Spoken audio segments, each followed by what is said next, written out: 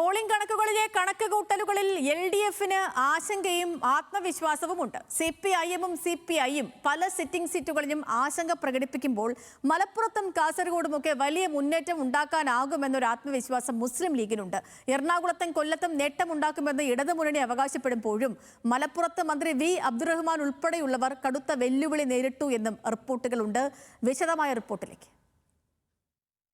നിയമസഭാ തെരഞ്ഞെടുപ്പ് അവലോകനം പൂർത്തിയാകുമ്പോൾ സിറ്റിംഗ് സീറ്റുകൾ കൈവിടുമോ എന്ന കടുത്ത ആശങ്കയിലാണ് സിപിഐ. പീരുമേട്, തൃശൂർ, നാദാപുരം മണ്ഡലങ്ങളിൽ പരാജയ ഭീഷണിയുണ്ടെന്നാണ് പാർട്ടി വിലയിരുത്തൽ. മന്ത്രിമാരായ കെ രാജനും ജെ ചിഞ്ചുറാണിയും കടുത്ത പോരാട്ടമാണ് നേരിട്ടത്. മത്സരിച്ച 25 സീറ്റുകളിൽ 10 മാത്രമാണ് പാർട്ടിക്ക് പൂർണ്ണ വിജയ പ്രതീക്ഷയുള്ളത്. തലസ്ഥാന ജില്ലയിൽ വിജയിക്കുന്ന സീറ്റുകളുടെ എണ്ണം 10 കുറയില്ലെന്നാണ് സിപിഐഎം കണക്കുകൂട്ടൽ. വട്ടിയൂർക്കാവിൽ വി കെ പ്രശാന്തും കഴക്കൂട്ടത്ത് കടകംപള്ളി സുരേന്ദ്രനും വിജയം ഉറപ്പിക്കുന്നുണ്ടെങ്കിലും തിരുവനന്തപുരം, കോവളം സീറ്റുകൾ പ്രതീക്ഷ കുറവാണ്. നെയ്യാറ്റിൻകര, അരുവിക്കര, കാട്ടാക്കട, നേമം മണ്ഡലങ്ങളിൽ മത്സരം അതിശക്തമാണെന്നും സിപിഐഎം വിലയിരുത്തുന്നു. കൊല്ലത്ത് എൽ.ഡി.എഫ് 6 മുതൽ 9 വരെ സീറ്റുകൾ ലഭിക്കുമെന്നാണ് ജില്ലാ നേതൃത്വത്തിന്റെ കണക്ക്. കൊല്ലം, ചവറ, കുന്നത്തൂർ, കുണ്ടറ, പത്തനാപുരം മണ്ഡലങ്ങളിൽ കടുത്ത പോരാട്ടമുണ്ടായി. എറണാകുളത്ത് 5 സിറ്റിംഗ് സീറ്റുകൾ നിലനിർത്തുന്നതിനൊപ്പം തൃപ്പൂണിത്തുറ തിരിച്ചുപിടിക്കുമെന്നാണ് ജില്ലാ സെക്രട്ടേറിയറ്റ് റിപ്പോർട്ട്. പത്തനംതിട്ട ആറന്മുളയിൽ വീണ ജോർജും കോന്നിയിൽ ജനീഷ് കുമാറും വിജയിക്കുമെന്നാണ് സിപിഐഎം ബൂത്ത് തല കണക്കുകൾ. അതേസമയം വീണ ജോർജിന്റെ ഭൂരിപക്ഷത്തിൽ വൻ ഇടിവുണ്ടാകാനുള്ള സാധ്യതയും പാർട്ടി തള്ളിക്കളയുന്നില്ല. വീണ ജോർജിന് 7000 വോട്ട് ഭൂരിപക്ഷം പ്രതീക്ഷിക്കുമ്പോൾ കോന്നിയിൽ 8000 വോട്ടിന്റെ ഭൂരിപക്ഷമാണ് സിപിഐഎം കണക്കുകൂട്ടുന്നത്. അടൂർ, റാന്നി, തിരുവല്ല മണ്ഡലങ്ങളും വിജയിക്കുമെന്ന കണക്കുകൂട്ടലിലാണ് എൽ.ഡി.എഫ്. അതേസമയം റാന്നിയിൽ പോളിംഗ് കുറഞ്ഞതിൽ സ്ഥാനാർത്ഥി നിർണയത്തെ വിമർശിച്ച പാർട്ടി ജില്ലാ കമ്മിറ്റി അംഗം റോഷൻ റോയ് തന്നെ രംഗത്തെത്തി. കോട്ടയം ജില്ലയിൽ വലിയ മുന്നേറ്റമുണ്ടാകാനാകുമെന്ന ആത്മവിശ്വാസത്തിൽ സിപിഐഎം ജില്ലയിൽ 6 സീറ്റുകൾ വരെ ഇടതുമുന്നണിക്ക് ലഭിക്കുമെന്നാണ്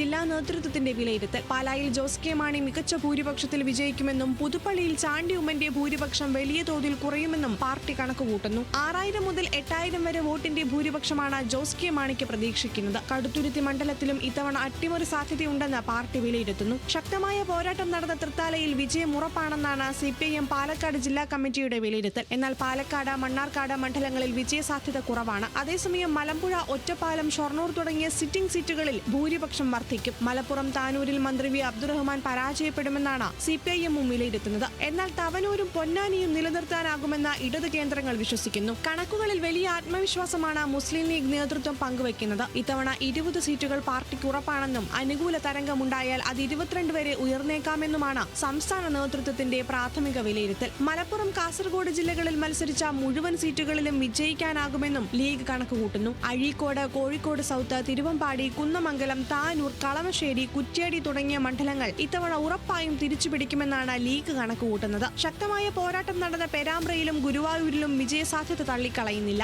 അതേസമയം ചേലക്കരയിലും പുനലൂരിലും അട്ടിമറി സാധ്യതകൾ കുറവാണെന്നാണ് പാർട്ടിയുടെ വിലയിരുത്തൽ. മലപ്പുറത്ത് താനൂർ ഉൾപ്പെടെയുള്ള മണ്ഡലങ്ങൾ തിരിച്ചുപിടിക്കുമെന്നും ജില്ലയിൽ എൽ.ഡി.എഫ് 2 സീറ്റിൽ ഒതുങ്ങുമെന്നും ലീഗ് അവകാശപ്പെടുന്നു. News desk, news Malayalam.